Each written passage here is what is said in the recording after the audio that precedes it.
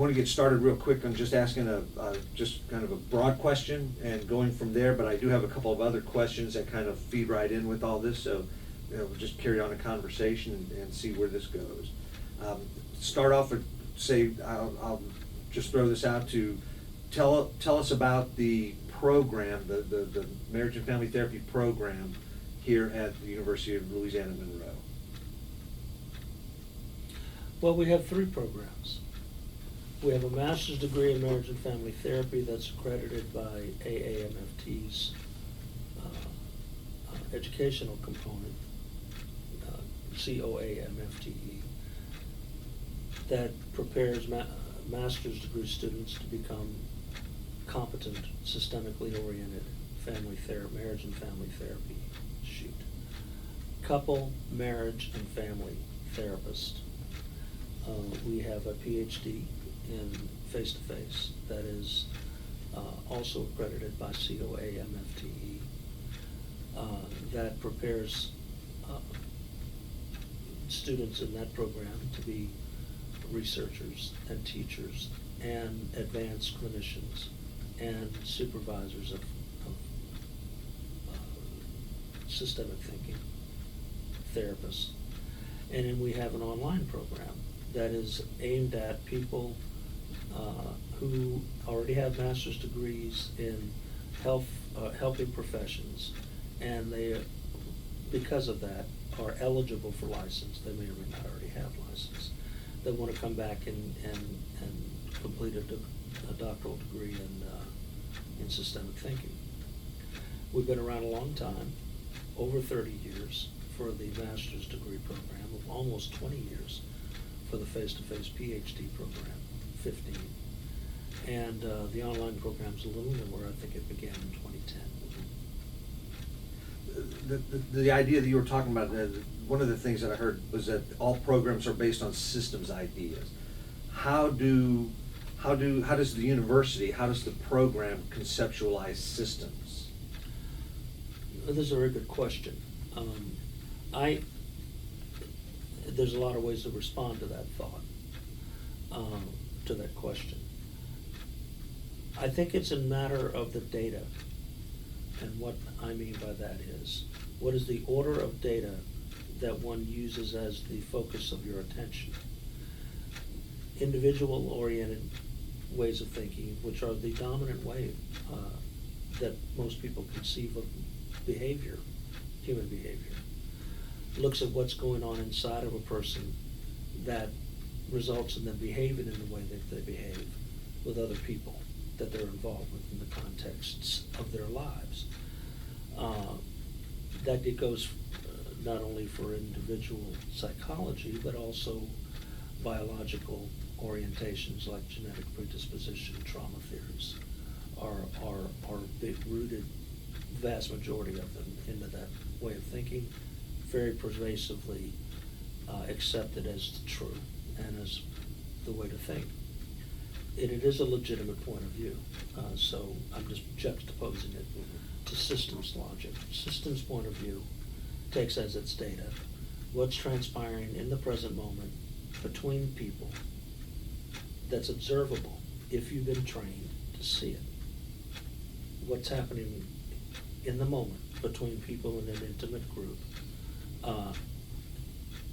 that adequately explain whatever the behavior is that is the problem. And there's a science to understanding the nature of interaction. And so that's getting at what I mean when I say what is your order of data? Is it the nature of the relationship between people in the present moment? Or is it the nature of the persons who happen to be in a relationship and what is inside of them that results in this behavior? And I think that is the most fundamental difference between those 2 points of view, and we are for decades committed to the systemic or relational view. That leads me to another question, but before I get to that, I want to ask if any of us can think of it. What's an example? An example of the two, just so that if somebody's watching, they might say, oh, I know exactly what, I see what you're I have talking a about. nasty example, but it gets the point. It's an old example, if you want to hear it. Okay. There's a place here in our town, we're based in Monroe, Louisiana, and there's a state school for boys who are in trouble. It's now called Swanson, but upon a time, it was called the Louisiana Training Institute. And many years ago, there was a young man there who was in there because he'd gotten in trouble, and they placed him in the state school. He was 14. And he had been given an IQ test, and it had demonstrated that he was low normal IQ, so just above the retarded level of IQ. And he was smearing his own feces all over himself and rolling his own feces up in balls and eating it. And the psychologist there couldn't make sense of it. She tried to think about it from a individual orientation, any number of ways of thinking about it. They tried to intervene with behavioral interventions, and the boy kept eating his own feces and rubbing it all over himself. So she asked an opinion, my opinion, how do you make sense of that? What do I do? And I said, in what context would it make sense for someone to rub their own feces, not someone else's feces, their own feces, all over themselves, and roll it up their own feces and eat it? And it was pretty easy to realize that this was a young boy. He was effeminate in his mannerisms, small, and our hypothesis was that maybe other boys are trying to make him have sex with them, and he doesn't want to have sex with them. So, because that's a here and now thing, in what context would it make, one of the sorts of questions a systemically oriented person would ask, in what context would that behavior be the choice of behaviors, as in contrast to abnormal? So she went in and asked, she said, the therapist went back and said to the young boy, this is brilliant. You found a way to protect yourself when we couldn't. Don't stop, because we don't know how to protect you from other boys that might be wanting to be a predator on you. But you might want to think about stopping eating it, because you're going to get worms if you eat your feces. Within a week, this boy was completely clean, groomed, washed. He wasn't eating his own feces anymore.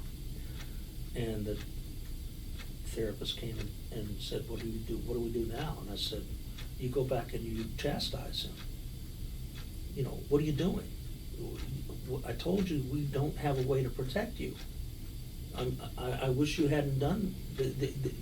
Now you've exposed yourself. You've exposed yourself. Yeah. And he said, no, it's okay. They think I'm crazy. They don't bother me anymore. Now, that's very different than deciding that he's psychotic, that he needs medication. Or that he's got a deficit. That he's got some kind of deficit that somehow makes it so that he doesn't have the intellectual prowess to be able to do something to take care of himself in a place that he's at threat.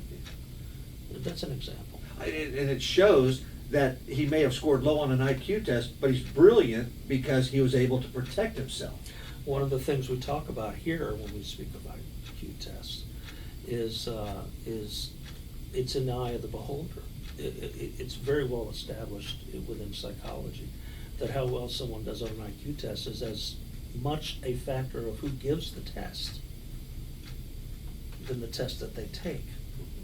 Kurt Lewin, the inventor of field theory, wrote a paper on this idea that you could have the very same exact person take the exact same test with two different administrators of the test and have dramatic, significant differences in IQ.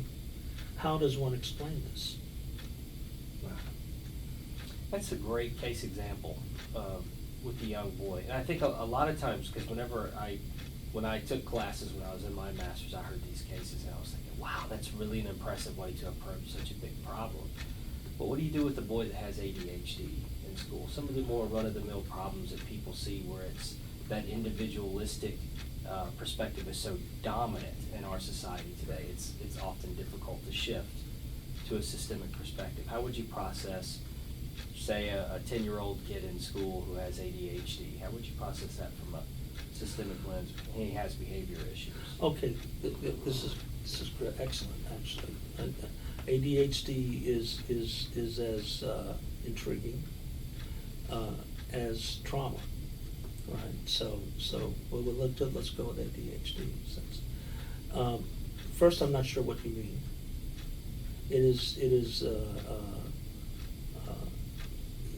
It's something that I would encourage as someone who is here under our supervision learning how to be a systemic therapist, who has a phone call that someone says, I'd like to have the first interview, my son has ADHD, or my nephew, or my grandson, or daughter.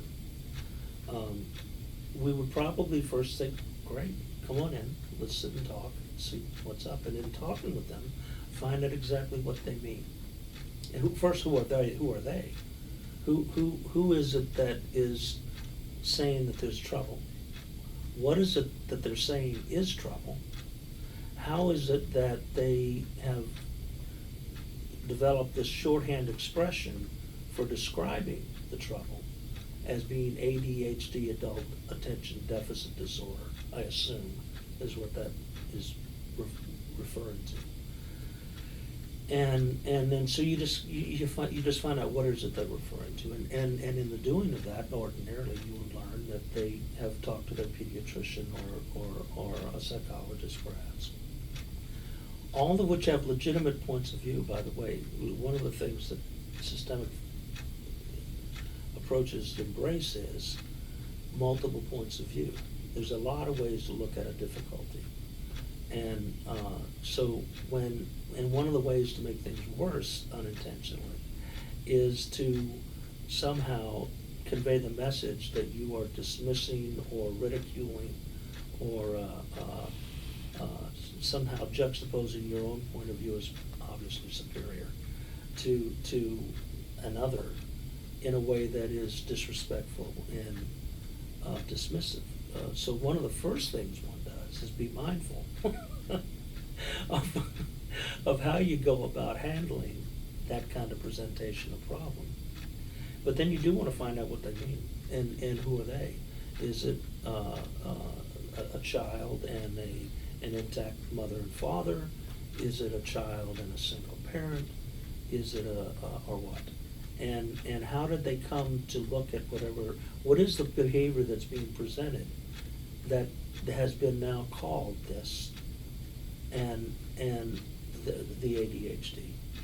And how has that led them to behave in the way, however they're behaving, and to handle it, in which they are now seeking someone else's opinion on how to handle it. Because if, for instance, if some child has some kind of inability to focus at school, and they go to a person who's competently qualified to give a prescription drug, and they take the drug, and it works, that's probably not the person you're talking to. You're probably talking to somebody who perhaps has tried that and may not be satisfied with that. So I want to know more about that. And so what is the problem that they're calling ADHD? Who is it that's given it that label? How is it that they're calling now to ask, can I talk to somebody about that, as in contrast to some other point in time? What have they done in their best efforts of handling it? Where does the problem manifest itself? One of the things that Ray Beckfar, who was our first endowed chair here many years ago, said about ADHD, I think they were calling it ADD then, because these acronyms shift over time. He said, he would always inquire, is there ever an instance when he does pay attention? Oh, well, when his favorite show's on TV, he's absorbed in it. Then Ray would get puzzled, and he would say, so you have selective attention disorder. That there are certain things that the person is very able to focus on, and other things that if you can find an exception to the deficit, then one wonders, is it a deficit? Or could there be other things at play here? You know, like being bored often, it isn't so much that they're, you know, you can go to either side of end of a continuum. I'm so overwhelmed and behind that I can't pay attention because I know I'm not gonna be able to achieve it on the one hand, perhaps at one end of a continuum, or the opposite. You know, this is so, you know, elementary, that I was having these thoughts when I was, before I was even potty trained. And you know, here I'm having to hang with mere mortals. And so, you might be surprised at how many ADDs are, you know, doing postgraduate doc work in their head, like Einstein and others, who got accused of being these things. Thank God it was before medications were shoved down their throat, and Einstein figured that relativity deal out, right? So anyway, there's a lot of things to think about when everyone thinks about ADHD. I think one of the things that's important to discuss is that systemic thinking, just the concept of systemic thinking, isn't the same at any place you go to and where you're taught in different master's programs or doc programs. The way that they conceive of it is different. And that's a question that I was gonna ask, that very question, because to kind of, to bring the conversation back around what you described when Dr. Austin asked the question about ADHD, the description you gave is the systems that is taught here in the family therapy programs here. Is that correct? Certainly when I have any involvement, yes. Right, okay. Now, going along with what you just said, one of the things that I've heard is when I talk about systems to other people, they say, oh, I do systems therapy, I work with the family system. And I've also heard, oh yeah, family system, oh yeah, I do systems theory. You know, everybody in the system of the family has a role that they play, and so as a system they operate in this particular way. Those are different ideas of what systems is or what systemic is from what we've talked about or what you've talked about that we intend to talk more about. And both of those points of thoughts, ways of using words like systems, are different from what we're talking about. Yes. You know, really radically different than what we're talking about here. That's right. Which is different than in other master's programs. Well, I can't recall a gentleman's name, but for often when we have people coming from the master's degree into the doctoral degree program here, they have completed their master's degree at another COAM FTE accredited master's program, and they have been taught system thinking, and I can't recall the gentleman's name, but there's a man who's written some books that's very popular in family relations oriented master's programs, in which he talks about family systems and how they're almost like because I cannot recall his name. If I could recall it, I think immediately people would know who I'm referring to. Very well known, rightfully so. But it's almost like a Chinese boxes. You got this system within this system within this system within this system. Brofenbrenner? That's what I'm speaking of. Okay. And that's a very useful way of thinking about systems, being embedded within systems and so some people's conception, for instance, of Minuchin, Salvador Minuchin's structural therapy, where earlier in some of his books he would talk about the parental holon and then so it was almost as though you could see it as this system within this system. Right. That's a legitimate point of view, and it's not the point of view of systems that we embrace here. Okay, not that it's not worth knowing. It's worth knowing. Right. I'm not dismissing it, denigrating it in any way. It takes the focus of attention away from what's happening right now, in the moment, between people. That's redundant. They end up doing the same thing over and over again. Haley talks about it in terms of tracking the sequence of interaction in the strategic approach. The MRI group therapy version is talk in terms of, it's not the problem itself, it's the things you're doing to try to solve the problem. Out of your awareness, the effects of what you're doing inadvertently perpetuate the problem. And if you can track that sequence and then behave in such a way that people desist from what they're doing to try to solve the problem, it goes away. It's very similar to what Haley said. It's very similar to what Milan systemic family therapy people talk about in another related methodology of how does one go about evoking change, right? And it gets at the heart of one of the other points of view you said. What's the gentleman's name? Brofenbrenner? Distinct from Brofenbrenner is the idea of rules.